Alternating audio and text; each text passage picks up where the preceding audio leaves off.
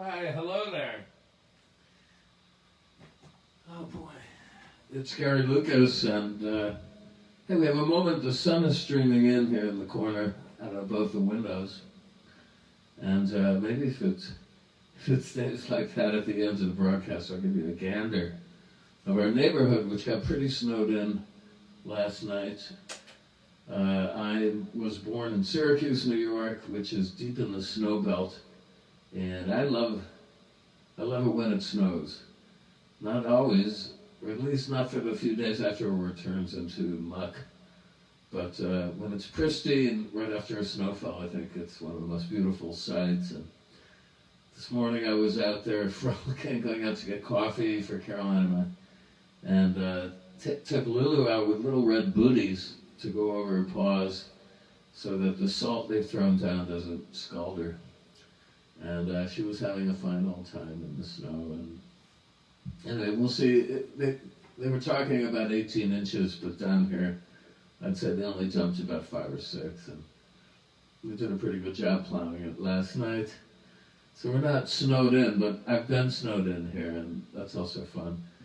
Anyway, a lot to talk to you about. Today, turns out, unbeknownst to me, I don't really keep close track on all these things, but today is the 10th anniversary of the passing away of Don Van Vliet, Captain Beefheart. And coincidentally, I just finished a really long, in-depth article about Don Van Vliet and his relation with Frank Zappa for Please Kill Me, and I believe they're going to run this on what would have been Don's 80th birthday, January 15th, which is also MLK Day. And so watch for that, because I put a lot of time in on this, and I had Caroline read the whole thing through last night, and she was very complimentary, and that's not easy to win compliments from her. But it's a good one. So anyway, I'll tell you some Beefheart Shana, but let's get right down to playing right now here.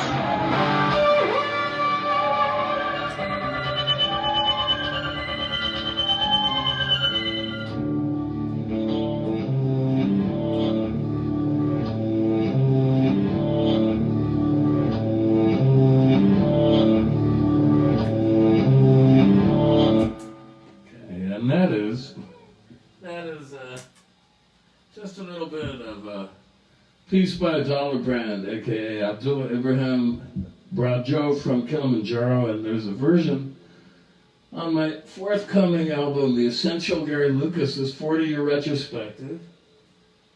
Here we are. Which is out January 29th on Knitting Factory.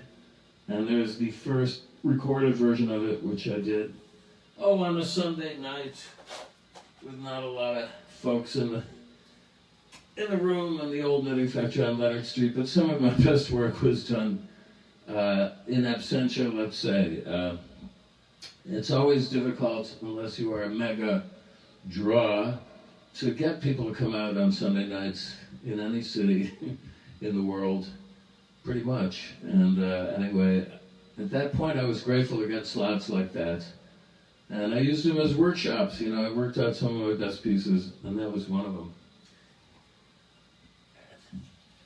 So, okay, it's the anniversary of Don's passing, and I want to pay my respects today because, it's a fantastic coincidence to me that I finished this article. I had no idea that today was the 10th anniversary of his death from multiple sclerosis, really a horrible way to go. And I was told by one of his close family members that he actually had lost the faculty of speech a couple of years previously. This occurred in 2010, so a few years before that, he really was kind of falling apart, which is awful to contemplate. But he kept drawing and painting as best he could until one day he threw the pencil on the floor, and he was done with it. I guess he said as much as he was going to say in that regard. And really, how I heard about it too is another coincidence, unless you believe that there are no coincidences.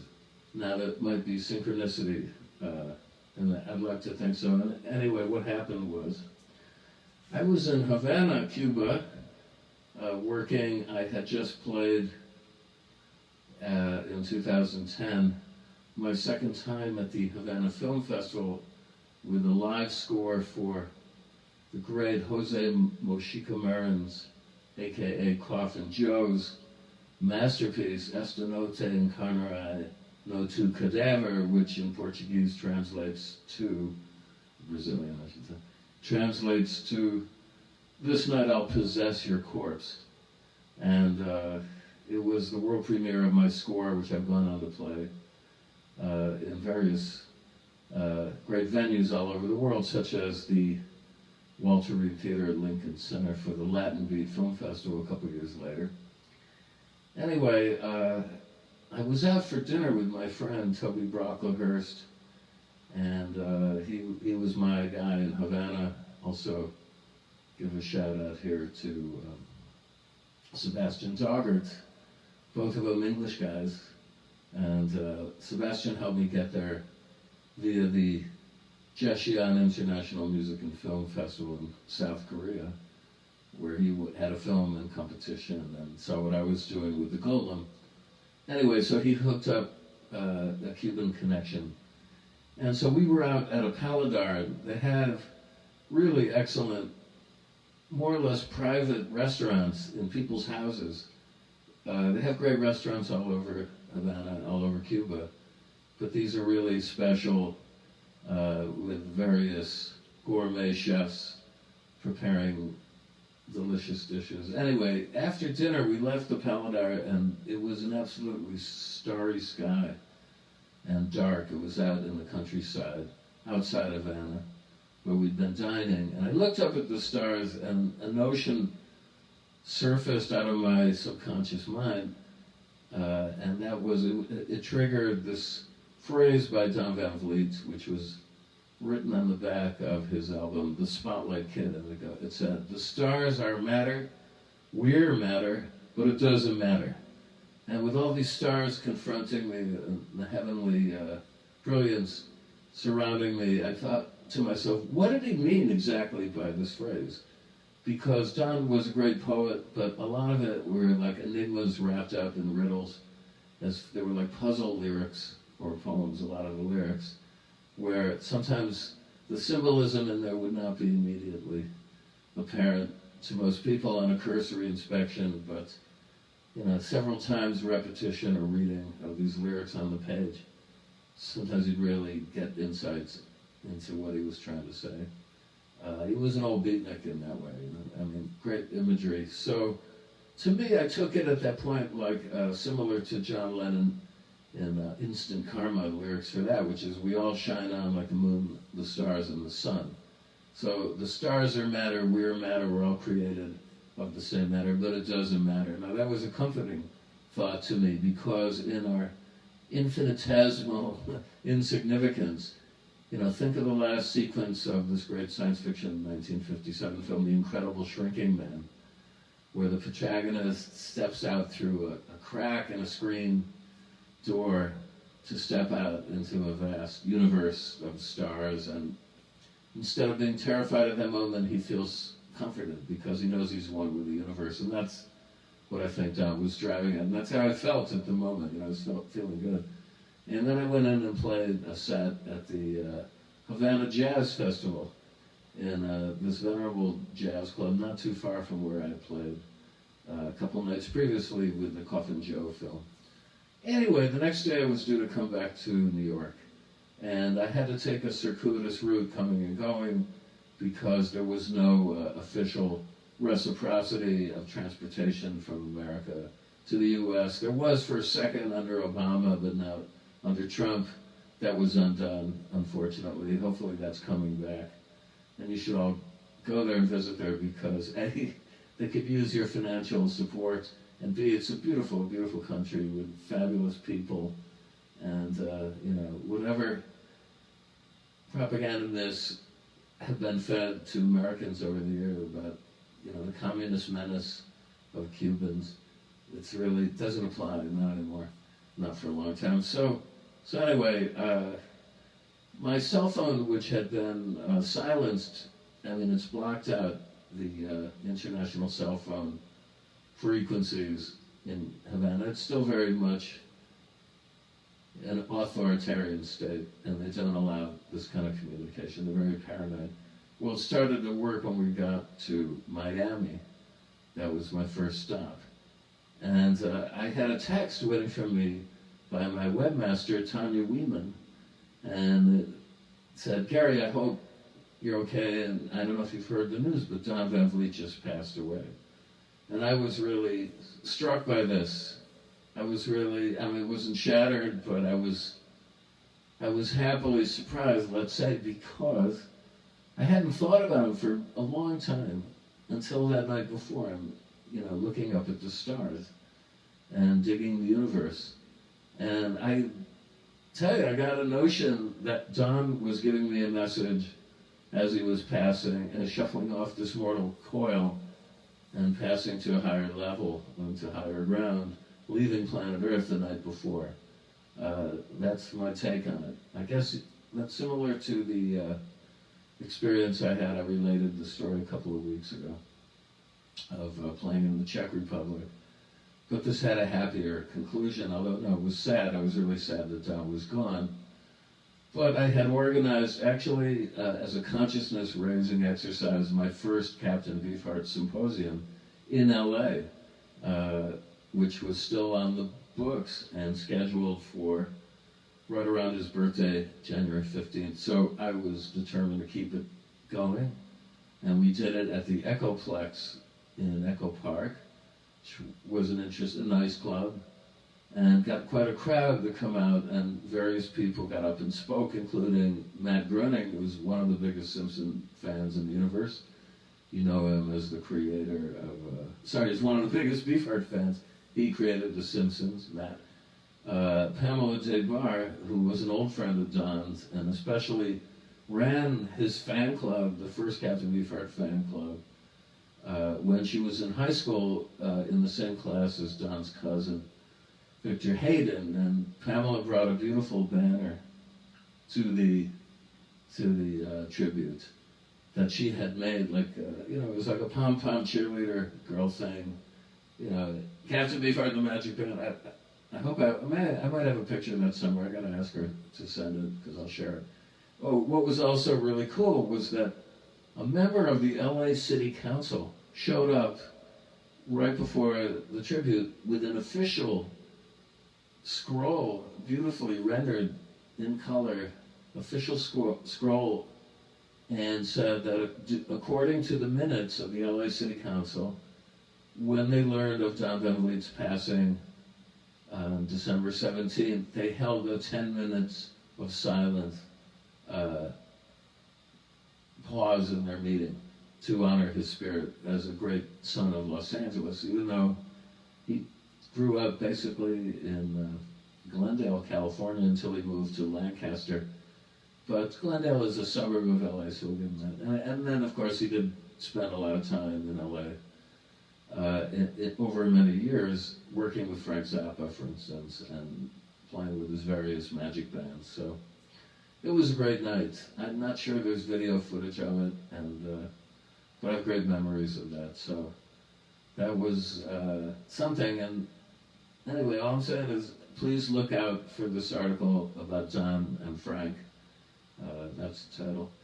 In Please Kill Me and PleaseKillMe.com. It's a great, great website for all sorts of things, not just musical things, not only on the punk tip, but all sorts of music and weird stuff, cultural ephemera, interesting stuff. They're easy to find, and they're definitely well worth reading. So, okay, now I've talked for quite a bit. I'm running the clock out tonight. But it is also the last night of Hanukkah, and I should pay tribute to that.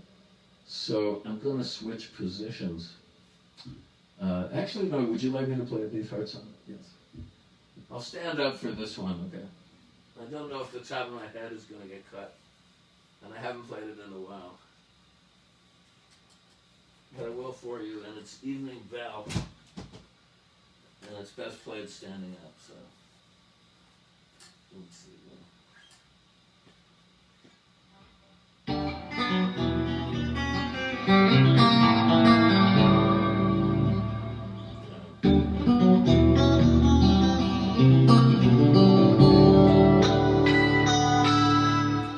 you what, I'll do a whole show about Beef Heart next time, and that'll be one of them, but I do want to show you what's going on outside. I'll switch positions over here. I'll get behind this little thing. Okay. Now, I'm going to move over so you can get a good view of the outside here. Okay. Now, see if you can focus on that. See, the snow is already melting pretty much. Let's look over the neighborhood. I don't know what they're building on top of us, top of this building directly in front of us. I tried to ask a workman the other day and got a vague reply. Maybe they're just reinforcing the roof. Maybe they're putting in a hot tub for the more clement weather. Okay, now here is, there's Julian Schnabel's Palazzo Ciuppi, that big pink edifice over there. And, God, it's actually pretty lovely when you get to look at it, but it does dwarf. It took a lot of people's view away. I guess he was real fast with the New York City Council anyway, right before they zoned this as a landmark area. Good on you, Julian. All right, now, this is a Trump supporter's mansion that's been going up for about a year and a half. I keep showing you this work in progress. Okay, there's the flag, which is kind of not really waving today. Yes, the guy, I don't want to say any names here because I don't want blowback directly from him. But let's hope, he's a good neighbor. But he's given quite a hassle to Donald Trump, according to Wikipedia. And how many stories is this? 1, 2, 3, 4, 5, 6, 7. About 8-story building. So it'll be interesting to see how that plays out. And now, all right, I'm going to try and play for you here. I'm not supposed to be rotating the phone like this, but what the hell? And can I switch to mirror image? No. How am I supposed to do that? Well, I think I violated all protocols of Facebook, so I'll just turn it around this way and play for you this way. As it is last night of Hanukkah. And did we light the candles? No, we did not. But anyway, I once got with Lou Reed, and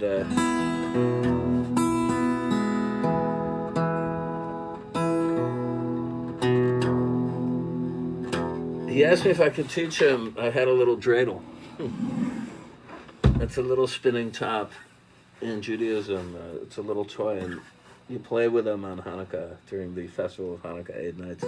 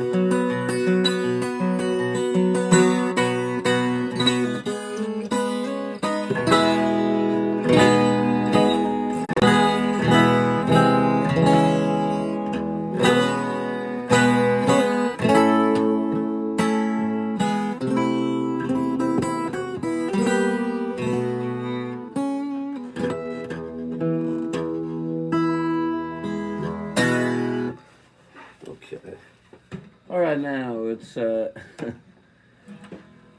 to go soak up some good CNN or MSNBC. And thanks everybody for listening and watching. I don't know where that went. On this thing, the good shot of the apartment. And a collection of junk.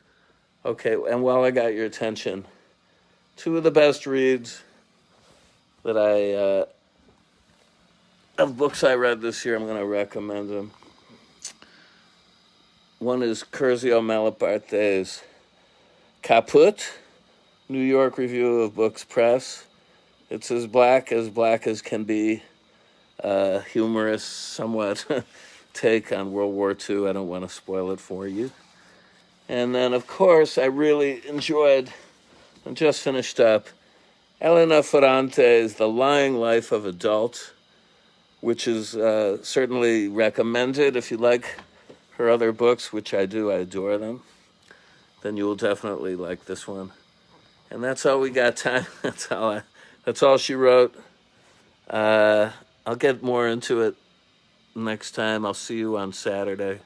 Hey, maybe it'll snow some more. I hope so. In the meantime, stay safe, be well. Look at this workspace. Oh, my God.